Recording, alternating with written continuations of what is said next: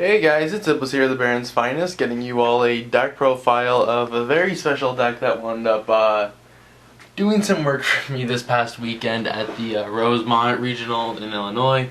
I wound up deciding to go, well, not really deciding, last minute. Some friends of mine were like, hey, we have a spot in our car if you're interested in going, and I was like, sure, I'll go. I wound up just taking the spot, and I played pure Metalfoes. I didn't play any of the hybrids, and I wound up scoring 5th place out of roughly 290 people. So I am, honest to God, very, very content with that. And I don't know why, but this playmat already has like little bumps, but whatever, I'll work on that. But yeah, I played pure Metalfoes. This will be a regional report and just overall like the progress I wound up making with the deck.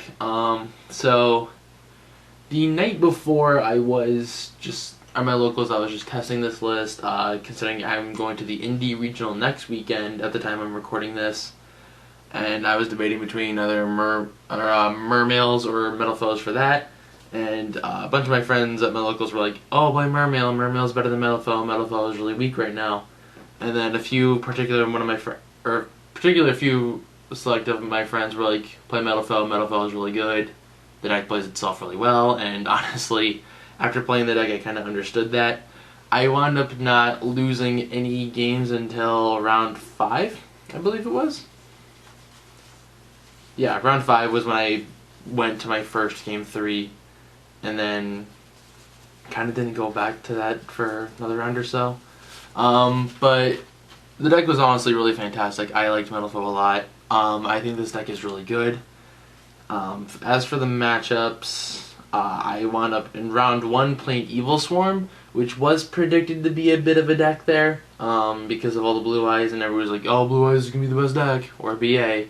And then in theory, Evilswarm beats blue eyes, but obviously that didn't happen. Round 2, I played against a mirror match. Both these games were 2-0s, honestly. Like, you don't care about some of these matchups. Round 3, I played against Blue Eyes. That was a blowout. A certain mainboard tech wound up getting me in there. Round 4, I played against PK Fire. That was also a 2-0. Round 5, I played against another Blue Eyes, which was my first game 3. Then round 6, I played against PSY-Frame. The PSY-Frame player actually, I believe, got 3rd place, if I remember right. I know he was top 8 for certain. I think he was 3rd, though, if I remember right. Props to you. But yeah, I think he was 3rd place, if I remember correctly. I'm pretty sure he was 3rd. But that game wound up just being a 2-0, because game 1, Kieran was kind of dumb. Game 2, I kind of just sat on it, like just waited around until he nearly decked out and he realized he couldn't do damage. Round 7, I played against Blue Eyes. Round 8, I played the mirror match. This was actually a draw because we were sighting going into game 3, and just like you guys were having a draw, and it's like, well, okay then. And then round 9, I played against a Demise Kozmo player. That dude wound up getting 4th, I want to say. I know he was top 4 for certain. Kind of had a bit of a bad attitude in my opinion, but you know, that's people. But yeah, I played Metalfoes, and we're going to get started on the deck list. And I'll run through all my card choices and explanations and stuff, and I just want to make sure everything is all good. Okay. So to start off with on the monsters, this actually is a really heavy monster lineup, but at the same time it's pendulums, and I kind of have to frame this in a weird way. Okay, so we play 3 Volflames, 3 Gold Drivers, 3 Silvereds, and 3 Stealing. The 12 Metalfoes ratio, honestly, this ratio was absolutely fantastic. As a note for people who don't know how to side in this deck, one of these Gold Driver and Stealing came out every game. These are 2 really easy side-out cards because these are the 2 least relevant Metalfoes. Volflame is a 27 body, Silvered is a level 3. These 2 just don't matter. But the lineup was honestly really fine. I didn't play the Scout Monolith thing. I keep testing it. I just hate it. I keep drawing Monolith before Scout, and then I banish the Scout. But the 12 Metalfoes ratio was fine. I don't know how I'm going to change this post-November, but at the same time, I'm not thinking as much about my post-November list right now. The other best card in the deck, 3 copies of Black and Gofu. If I drew this, I felt like I won. That's simply the truth. I got, on average, 2 surges, or I prevented myself from being OTK'd. None of my mirror matches really focused on abusing Ori Calc's piercing effect, so that got me in there. And the fact that this is a level 5 tuner, it's also sack fodder, which kind of mattered in a weird way, and you'll kind of see why when I get to some of my weird choices. But the fact that this is a level 5 tuner that summons itself makes these a lot better, because I can special this, normal this, synchro, and of course the raccoon has got me the one of Kieran. This, honestly, I know a lot of people are like, how did you feel with only the one Kieran? I did not notice, realistically, outside my PSY-Frame matchup where I got warnings because I went for it way too early when I shouldn't have. But honestly, the Kieran is fine. One Kieran really doesn't hurt as much in my opinion. Like, sure it sucks, but I mean, we had Raccoon, which gets you in there. So, that was that. I don't really like any of the other Magic Spectres. I think they're all garbage. And if you want to know why to play a 3rd Raccoon, it's too clumpy. I clumped the ratio sometimes as it was, but I wouldn't change it. It was really good for when it didn't clump. And then I guess the last of the standard or semi-standard stuff from Metalfoes, 2 Archfiend Eccentrics, and then 2 Ghost Ogres. So these were both really good. This actually enables you to get out of bricking with combination. These two have a really nice interaction. Well, I guess I can go over that real fast because this is more of an in-depth deck profile. If you open these, or if you open this with MST, you can set this, activate this, pop this, because Eccentric doesn't care where the spell is, and then you get to add any metal foe and then just continue your plays from there. It was actually really good. Ogres, I had the second intended purpose of using them as tuners, which is why in my extra deck you'll see 2, I'd say specific cards that were designed for this, but it just didn't happen. They were just primarily hand traps, but they were all fantastic though.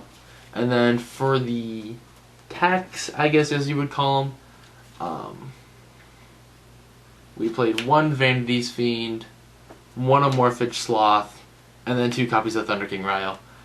This was honestly like the stuff that threw so many people off. Vanity's Fiend, if you drop this off so early, Blue Eyes has no answers to this. Most matchups actually don't outside the mirror match or any pendulum deck that actually plays Eccentric, because they just don't have any like way to deal with this. This card is just so daunting. This was alright.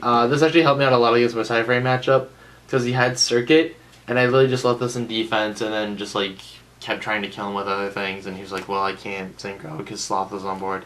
And then Ryos. These are really good if you go first. They're not for every matchup, obviously. I kept them in against Blue Eyes anytime I would go first because it's a really strong opening card. It doesn't stop any of their draw power, but it stops alternative, and it stops alternative, stops Sage, stops anything else that searches, or any of their synchro summons. The only thing I don't like about this card is that in pendulum matchups, if they pendulum 2, they're perfectly safe from this card. But regardless, that was my monster ratio. It should be 26 monsters if I remember right, because I play 7 spells and 7 traps. For the spells, 1 Metalfoes Fusion, your basic card. You're not going to play any less than that, or any more than this. 1 was perfectly fine. If you banish this, you can make PSY-Frame Lord Omega and recycle this, so that banishing this card is perfectly fine. 1 Regeki. I love this card. Regeki got me in there. I was so afraid of just having to go against certain boards, and since not a lot of people were catching on to certain tactics, in my opinion, about what things should be done in Metalfoes, these, like the Regeki, was actually really well deserved, I guess. 1 decision. I kind of wanted to play 2, but with this build I didn't have time to test the second. And honestly, it didn't matter considering the little tricks with combination that I wound up learning throughout the day that justified not playing the second decision. Double MST, because this card is absolutely dumb, and because I need a little bit more space. And then the last spell was double Pot of Desires. I hate it when people say this card is bad. Like, what is bad about Pot of Greed? Like, can you tell me what's bad about Pot of Greed? This card is stupid. This card shouldn't be printed. We don't need Pot. You might as well have just given us Pog back, but given like a once per turn clause. Like, it really doesn't matter. This card is absolutely, like, I just drew out of so many game states because of this card. Like, I had at least 3 rounds, I want to say, where I should have lost game 3, but because I ripped into these, I just won. And that does it for the spells. It was 7 spells. Traps are the same number. 1 combination, 2 counter, emptiness, and then the solemn trio. So I guess to talk about the Metalfoes ratios first off, 1 combination is all you need. You rarely actually use the effect to summon them from grave. It does happen, but it's rare. I mostly use this to unbrick myself. It's really easy to get into. Also, if you don't know what you're playing against, it's kind of actually bad to blind MST them, because I did that in my first mirror match, where I accidentally hit this as the first card, and I was like, well, I gave you just a free plus for no reason. Counter. This is, in my opinion, one of the best, or probably the best Metalfoes card in the deck, actually. Well, at least in terms of like the spell and trap support until the quick play spell. This card saved my life so much. This card, it refuels your scales. It makes it so you can access any scales. This card not only recruits, but it recycles. And it's like, why is this card allowed? Okay, sorry about that, guys. For some reason my camera just cut off, but counter, like, this was like the card. Just so many times, like, it either gets you what you need, or just like makes it so you don't get OTK'd.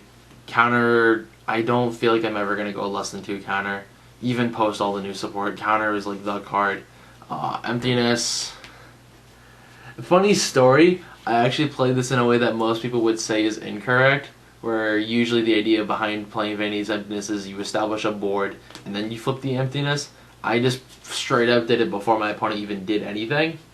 So many times I activated this card in standby phase, and emptiness just gets there. Like, in my BA matchup, actually in game 2, he smacked me down straight to 1,000 because I had him under emptiness and Shadow Imprisoning Mirror from my first turn. And then because I could just stall my opponent so much, emptiness just won. Like, I could just pop the emptiness after I drew enough Metalfoes to go off. It was great. This card is just great. And then the Solemns, some people I know, like, were playing Ariadne in their Metalfoes list with with at least 4 Solemns, the 4 Solemns, I believe. But I think that Ariadne is garbage in this deck. I hated it. I kept trying to like it, but I always drew like 2 counter traps in Ariadne, and it's like, how do I play this? I don't. But that was it for the Metalfoes main board. Some other options I was considering. I was considering main decking 1 Emergency Teleport and 1 Upstart Goblin, but there were 40 actual cards I wanted to play, and then like E-Tally, it came up as too situational. Plus, for the Double Thunder King, those are the 2 cards that had to be cut. So tokens, Dan Green and Eric signing those are cool. For the side, or extra, excuse me, we played 1 Adamante. This is a card I admit that is going to be changed. I am going to play 2 of this after I cut one of the other fusions. Probably the best fusion in the deck, or Recalc. This card just steals games. 2,800 with double piercing. Like, I knocked my opponents down to like the 3k on average after just like my first battle phase, because this card just randomly has so much OTK potential. It gives all your Metalfoes double piercing. That's not okay. Not all of them should get double piercing. And then the Metalfoes I am gonna drop down to 1 was the double Crimsonite I played. This really should be 1. And then I'll be playing the second Adamante which granted this ratio will change again once the new stuff comes out. But Crimson Knight, the idea behind this was for Blue Eyes and in some senses the mirror. I didn't think I was going to see a lot of the mirror match though, but this card was really cool. Like, it did actually help me win some games. But Orichalc, these two are the more important ones, and this I would just play as a one-of, even with the fact that we don't have Super Poly here in the States. So those are for my Fusion lineup. Again, that'll change post the new support. I only played 2 rank 3s in the form of 1 Totem Bird and 1 Breaksword. Totem Bird actually came up the most. When you can start going Bambuku into Kirin, which is something I tried to do a bit. Unless I actually like super felt uncomfortable and just needed the Kirin right away. Totem Bird in late game is similar to, I would define it as like a late game Harbinger, when you know your opponent's like playing a Pendulum deck. It's just devastating. One of my later Blue Eyes matchups wound up misplaying because he activated the trade in when he had absolutely no follow-up play to it, and I just Totem Birded it. And then Breaksword gets you out of some binds. Not to mention what's really cute about Breaksword is that you can pop stuff like Combination, you can pop Fusion, and then just trigger their effects. I did that a bit. That was usually when I went into Breaksword. My 2/6 targets for the Ghost Ogres were Metalfoes, Horse, and Coral Dragon. Didn't make either of them, but I feel like I would just keep them in. Metalfoes has a pretty free extra deck for the most part. Then my Tzolk'in, because this deck can actually really easily abuse Tzolk'in. And awkwardly enough, even though I just went into my Tzolk'in engine, this is my one non-Tzolk'in target that's a level 8 Omega. You can recycle cards that get banished off desires. You can recycle counters. It's great. I did a lot. I didn't go into it a lot though, but it wasn't my least used card, which I know some people are like, why was, like, when I actually get to it, people are gonna be like, what do you mean? Ignister, play this card, you win the mirror match. You just win the mirror match so hard. It's not even fair how much you win the mirror match if you play Ignister. Like, I was disgusted with how easy the mirrors were once I started playing the Ignister. Crystal Wing, this is awkwardly enough was actually the card I was just referring to, where it was my least used card. My first turn boards, usually if I went for a Tzolk'in play, did not involve Crystal Wing, but actually involved either Beals or Void Ogre Dragon. These two are actually really good. This just has hexproof. Like, people don't really side kaijus against Metalfoes, and there's no real reason to, considering this deck in theory doesn't really establish like the kind of board that you have to kaiju. And then this just protects everything as soon as you have no hand, which in Metalfoes, that's really easy to do because you commit fully to board almost all the time. So that was my extra deck. 15. Don't really feel like I'm going to change anything in the extra for the most part, outside swapping the one Crimson Knight to an Adamante. And then the sideboard. 2 copies of Gradle Alligator. This card. Alligator was actually really cool because of a little theory that a friend pointed out to me, and it actually got me a nickname at the regionals of being called Gradle Guy. If you have Alligator and any Metalfoes, you can use the Metalfoes to pop the Alligator, search for your Metalfoes card, and then use Alligator's effect to take one of their monsters. It's actually really cool. I love the Alligators. Alligator is great. I actually don't know how long I'd keep it for, considering I know the meta changes within like a month, but still, Alligator got in there. The second Sloth, I wanted to play 2, but considering things like Emptiness, Thunder King, I wanted more live cards, I guess. And not to mention, this isn't live in certain matchups. Like, it's pretty bad against Blue Eyes. It's really bad against Kozmo. So it's like, I just didn't want to main 2. You could also have sided I almost wanted to side a second Vanity's Fiend, but I don't know. I just didn't. I thought that was fine. A card I actually wasn't too fond of was Double Game of Seal. This card wasn't terrible, but it wasn't fantastic either. I mean, I'd keep it, obviously. I was kind of afraid of the Herald deck. That's a big reason to be playing Kaijus. Unless they have Herald Christia, in which case you're kind of boned. At the same time, that's why certain other theory practices came in. I played one Dark Hole, one the Monarch Stormforth, and Double Swords of Concealing for spells. Dark Hole came in a good bit. I liked it. Stormforth was a really big theory card because if you side in the Sloth, you can side in the Stormforth and just make it so like they're playing even further from behind. But usually, if I sided this in, like anything else was better to bring in to deal with monsters. So I just, on average, did not ever really bring in the Stormforth. I brought it in once again in my BA matchup, but it got banished from my desires, excuse me. And then my traps were really basic in my side. 2 Light Imprisoning Mirror, 2 Shadow Imprisoning Mirror, and then 2 Royal Decree. This lineup was really good. I did bring in the Decrees, but I didn't see them against my PSY-Frame matchup. I probably should have brought them in against my PK Fire too, considering he sided in a bunch of Floodgate traps. But, you know, I still won that anyways. This was kind of eh. Don't really think I'm going to keep playing this. I might edit this side a bit more. And then this card. Everybody, this card was great. This is the only reason I should beat my PK Fire matchup, because I just immediately flipped it, and they were like... They were just boned. They couldn't play the game. But yeah, that's going to do it for this deck profile, guys. I hope you enjoyed it.